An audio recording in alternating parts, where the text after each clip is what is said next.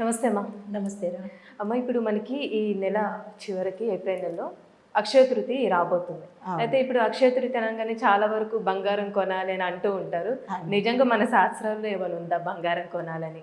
అసలు ఏం చెప్తుంది అసలు శాస్త్రం చెప్పాలంటే? తప్పకుండా. అయితే అక్షయ తృతీయ, తృతీయ అనేది పక్కన పెడదాము.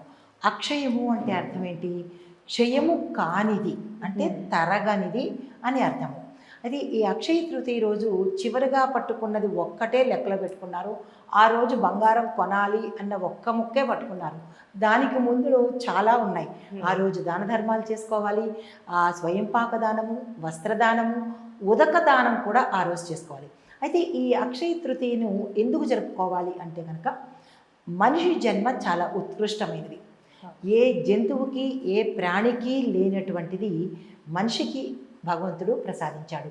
అంటే ఏ సమయంలో ఏదేది చేసుకుంటే చేసిన పాపాలను అప్పటికప్పుడు పరిహారం చేసుకుంటూ మంచి కర్మలు చేసుకోవడానికి భగవంతుడు ఇచ్చిన ఏకైక జన్మ మానవ జన్మ.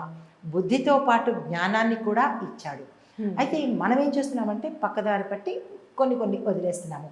అయితే ఈ అక్షయ తృతీయ రోజు చేయవలసిన పని ఏంటంటే తెల్లవారుజామునే లేవడము, మహాలక్ష్మి సమేత విష్ణుమూర్తిని తప్పనిసరిగా పూజించాలి. ఆ రోజు అమ్మవారికి ప్రీతిపాత్రమైన రోజు అనమాట. అమ్మవారిని గంధము, పసుపు, కుంకుమలతో, తెల్లని వస్త్రాలతో, అంటే ఎర్రంచు కలిగిన తెల్లని వస్త్రాలతో స్వామివారితో సహా అమ్మవారిని, జనరల్గా లక్ష్మీ అమ్మవారిని ఒక్క ఆవిడనే పూజ చేస్తారు. ఎందుకంటే ఆవిడ ఒక్కళ్ళే వస్తే సరిపోతుంది అని. కానీ ఆయన లేకుండా ఆవిడ ఎక్కడికి కదలదు, ఆయనతో పాటే కదులుతుంది. కాబట్టి ఇక్కడ ప్రేక్షకులు అమ్మవారి పూజ అంటే స్వామితో సహా చేస్తేనే ఆ పూజకి ఫలితం ఉంటుంది. అయితే ఈరోజు మామిడి తోరణాలు కట్టుకుంటారు, అంతా చక్కగా మనకు పండగ వాతావరణం కనపడుతుంది. అయితే ఈరోజు ప్రత్యేకంగా చేయవలసిన పని, పూజ అనంతరము అమ్మవారికి ఇష్టమైన పళ్ళు, పూలు, నైవేద్యం పెట్టేస్తాము, కొత్త బట్టలు కట్టుకుంటాము. తర్వాత ఏం చేయాలి అంటే ఉపవాసం అనేది తప్పనిసరిగా ఈరోజు ఉండాలి. ఆ రోజు ఉపవాస దీక్ష. ఎందుకంటే అక్షయ తృతీయ మనం వ్రతంగా చేసుకుంటాము. వ్రతము అంటే ఆచరించేది. ఆ రోజు పండగ నియమాలు ఎలాగైతే పాటిస్తామో ఆ పండగ నియమాలే చేయాలి. భూశయనం చేయాలి, భూమి మీద మాత్రమే పడుకోవాలి. దిండు కానీ ఇతరత్ర భోగభాగ్యాలు ఉండకూడదు. అయితే మూడవ నియమం ఏంటంటే ఉల్లిపాయ రజోగుణం ప్రకోపించే పదార్థాలు తినకూడదు. తీపి పదార్థాలు మాత్రమే తినాలి. తీపి పదార్థాలు తినడంలో గల ఆంతర్యం ఏంటంటే ఆ రోజు నుంచి మనకి ఉగాది రోజు నుంచి ఎలాగైతే భవిష్యత్తు బాగుండాలని కోరుకుంటామో ఈ అక్షయ తృతీయ నుంచి కష్టాలు పోవాలి అని పరశురామ పూజ కూడా చేసుకుంటాము. పరశురాముడు కూడా ఉద్భవించింది ఈ అక్షయ తృతీయ రోజే. సుధాముడు కృష్ణుడి ఫ్రెండ్, స్నేహితుడు, తెలిసే ఉంటుంది. 3 గుప్పెళ్ళు మనకి అటుకులు ఇచ్చిన రోజు, ఆ సుధాముడికి ఐశ్వర్యాన్ని ఇచ్చిన రోజు కూడా అక్షయ తృతీయ రోజే. అంటే ఈ రోజు మనం ఏమి చేసినా అక్షయం అవుతుంది అని. మనకి ఏది అక్షయంగా కావాలి? బంగారం కొనుక్కుంటున్నాము అంటే దాని అర్థం ఏంటి? మనం డబ్బులు ఇస్తున్నాము అంటే అక్కడ ధనాన్ని ఇచ్చాము, తెచ్చుకున్నది కాదు లెక్క. ఏదైతే మనకి బయటికి పోతుందో అది అక్షయం అవుతుంది. అంటే మీరు ఎప్పుడూ ఏదో రకంగా డబ్బులు ఖర్చు పెడుతుంటున్నట్టేగా, అది రాంగ్ పెర్సెప్షన్ అనమాట. ఆ రోజు కొనకూడదు. ముందు రోజు కొనుక్కున్నా పర్వాలేదు, కానీ ఇచ్చేది ఆ రోజు. ముందు రోజు డబ్బులు ఇచ్చుకొని ఆ రోజు బంగారాన్ని తెచ్చుకున్నారనుకోండి, అది అక్షయం అవుతుంది. తర్వాత దాన ధర్మాలు చేసుకోవాలి. దానితో పాటు హోమాలు, జపాలు, తపాలు మీరు ఏది చేసుకున్నా అది అక్షయంగా ఉంటుంది. అయితే ఈరోజు ప్రత్యేకంగా స్నానానికి విశిష్టత ఉంది. స్నానానికి కూడా ఈరోజు స్నానం చేసేటప్పుడు దానిలో గంగా జలం వేసుకుని చేయాలి. నదీ తీరాల్లో ఉన్నవాళ్ళు గంగా స్నానం చేస్తారు. నదీ తీరంలో లేని వాళ్ళు గంగా జలాన్ని అందులో స్నానంలో వేసుకుని చేస్తారు. పసుపుతో కూడిన మనకి పన్నీరు ఉంటుంది కదా, పన్నీరు, పసుపు, గంధము, గంగా ఇవి కలిపి మనము స్నానం చేస్తాము ఆ రోజు ప్రత్యేకంగా. అదే దానితో పాటు ఏం చేస్తారంటే పీతాంబరము అంటారు, ధవళ వస్త్రాలు, తెలుపు గోల్డ్ కలర్ ఉన్న వస్త్రాలు ఆ రోజు తప్పనిసరిగా ధరించాలి. విష్ణుమూర్తికి అమ్మవారికి ఇష్టమైన రంగులవి ఆ రోజు ధరిస్తారు. దానితో పాటుగా ఏం చేస్తారంటే పరశురాముణ్ణి ప్రత్యేకంగా పూజించాలి. పరశురాముని ఎందుకు పూజించాలి అంటే ధైర్యాని కోసము, క్లిష్టమైన కష్టాలు అంటే తీరని కష్టాలు చాలామందికి ఉంటూ ఉంటాయి. ఎప్పటికీ తీరని కష్టాలు, ఎప్పటికీ కష్టాలు అనుభవిస్తూనే ఉంటారు. వాళ్ళు మాత్రము ఈ పరశురాముడి పూజ చేయడము, పరశురాముడిని తలుచుకోవడము, ఆయన అష్టోత్తర పారాయణ అమ్మవారితో సహా కలిపి చేయాలి. అది కూడా విష్ణుమూర్తి అవతారమే. పరశురాముడిని ఇంకొక అవతారం అని 6వ అవతారం అన్నమాట అది. కాబట్టి విష్ణు వంశే కాబట్టి ఆ రోజు ఆయన్ని తలుచుకోవాలి. దీనితో పాటుగా సుధాముని, కృష్ణుణ్ణి కూడా ఆ రోజు తలుచుకోవాలి. అది కూడా విష్ణుమూర్తి అంశే. సుధాముని ఎందుకు తలుచుకోవాలి అంటే కనుక మనకి ఐశ్వర్యము వృద్ధి అవ్వడం కోసము తలుచుకుంటాము.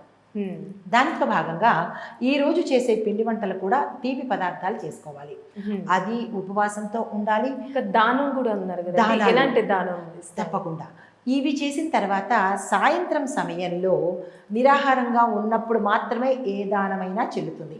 సాయంత్రం సమయంలో స్వయం పాక దానము. స్వయం పాకము అంటే ఎవరికైతే దానంగా ఇస్తున్నామో ఆ వ్యక్తి, తీసుకున్న వ్యక్తి తను కడుపు నిండా భుజించడానికి ఎంతైతే సరిపోతుందో ఆ పదార్థాలను దానంగా ఇవ్వాలి. బియ్యము, చింతపండు, ఉప్పు, కారము, కందిపప్పు, ఒక వంట చేసుకోవడానికి ఏ ఏ అవసరాలు అవుతాయో ఆ వస్తువులను స్వయం పాకంగా దానమిస్తాము. దాన్ని ఏమంటారంటే స్వయం పాకము అంటారు. రెండోది వస్త్రదానము. ప్రతి మనిషికి ముందు తిండి, ఇక్కడ కూడా చూసారా, తిండి, బట్ట, నీరు, ఈ 3 అత్యవసరాలు. అయితే ముందు తిండి భాగము అయిపోయింది. తర్వాత మనిషికి కావాల్సింది బట్ట. ఆ బట్టను మన అక్షయంగా పొందాలి అంటే కనుక ఆ రోజు ఎర్రని వస్త్రాలు కానీ, బంగారు రంగు వస్త్రాలు కానీ, తెలుపులో గోల్డ్ కలర్ అంటే బంగారు వర్ణం కలిగినటువంటి, ఎరుపు రంగు అయినా కలిగినటువంటి వస్త్రాలను దానంగా ఇస్తాము యథాశక్తి. కొంతమంది పట్టిస్తారు, కొంతమంది నేత బట్టలు ఇస్తారు. తర్వాత మూడోది ఉదక దానము అంటారు.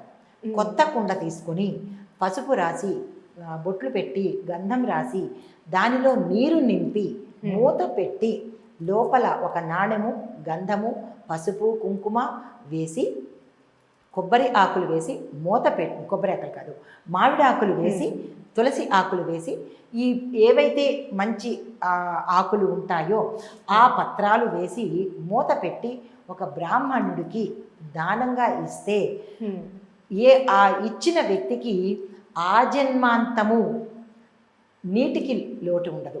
మీరు గమనించే ఉంటారు. దీని యొక్క ఆంతర్యం చెప్తాను. కొంతమంది నిద్దట్లో నీరు కూడా లేకుండా తనువు చాలించిన వాళ్ళు ఉన్నారు కదా. అంటే ఆ నీరు పక్కనే ఉంటుంది, తీసుకొని తాగే పరిస్థితి ఉండదు. నీరే కదా అని అనుకుంటాము, కానీ మనకి అత్యంత అవసరమైనది నీరు. ఏ వ్యక్తి అయితే ఈరోజు ఉదకదానం చేసుకుంటాడో మరణ సమయం ఆసన్నమైనప్పుడు అతనికి నీటికి కొదవ ఉండకుండా దాహార్తి తీరుతుందనమాట. ఇది ఉదకదానంలో ఉండే ఆంతర్యము. ఇంత యథావిధిగా ఈరోజు దానాలు ఇచ్చుకోవాలి. బంగారం అనే కాదు, ఇంత ఉంటుందన్నమాట. ఈరోజు ఏ పని చేసినా ఎదర్ మంచి ఆరు చెడు, పాపాలు చేసినా అక్షయమవుతాయి, పాప కర్మలు చేసినా అక్షయమవుతాయి. సింపుల్గా అక్షయము అంటే క్షయము లేనిది. డబల్ కాదు, డబల్ అంటే 2 అవుతాయి. ఒకటిస్తే 2 అవ్వడం కాదు, ఒకటిస్తే ఇన్ఫినిటీ అంటే ఎక్కువ అయ్యేది అనమాట. ఆ పాపాలు చేసినా అవి క్షయం అంటే అక్షయం అవుతూ ఉంటాయి, ఎక్కువ అవుతుంటాయి. పుణ్యాలు చేసినా ఎక్కువ అవుతుంటాయి. జప, దప, దాన, హోమాలు ఏవి చేసుకున్నా, పుణ్యకార్యాలు సింపుల్గా చెప్పాలంటే ఏ పుణ్యం చేసుకున్నా అక్షయం అవుతుంది. కానీ ఇక్కడ చెయ్యకూడని పని ఒకటి ఉంది. చెయ్యకూడని పని ఈరోజు ఎవరికి అప్పు ఇవ్వడం కానీ, ధనము ఇవ్వడం కానీ చెయ్యకండి. ఇందాక నేను మీకు చెప్పినట్టుగా బంగారం కొనుక్కోవడానికి ధనం ఇచ్చే కదా కొనుక్కుంటాము. మీరు కొనుక్కోవాలి అని అనుకున్నప్పుడు ముందు రోజు వెళ్ళి ధనం ఇచ్చేయండి, ఆ రోజు వెళ్ళి వస్తువు తెచ్చుకోండి. ముందు రోజు చేయాలి కానీ ఆ రోజు కాదు, చెయ్యకూడదు. మనకి ఇచ్చిందే లెక్క అవుతుంది, వచ్చింది లెక్క అవ్వదు. అంటే మీరు ఎప్పుడూ ఇస్తూ ఉండడము అక్షయం అవుతుంది. మీరు తెచ్చుకుంటున్నారు, అది అక్షయం అవ్వదు, ఇచ్చిందే అక్షయం అవుతుంది. ఇక్కడ బాగా గుర్తుపెట్టుకోవాలి. సో ఆ విధంగా చేయాలి. చాలా చక్కగా తెలియజేస్తారమ్మా, ధన్యవాదాలు. నమస్తే.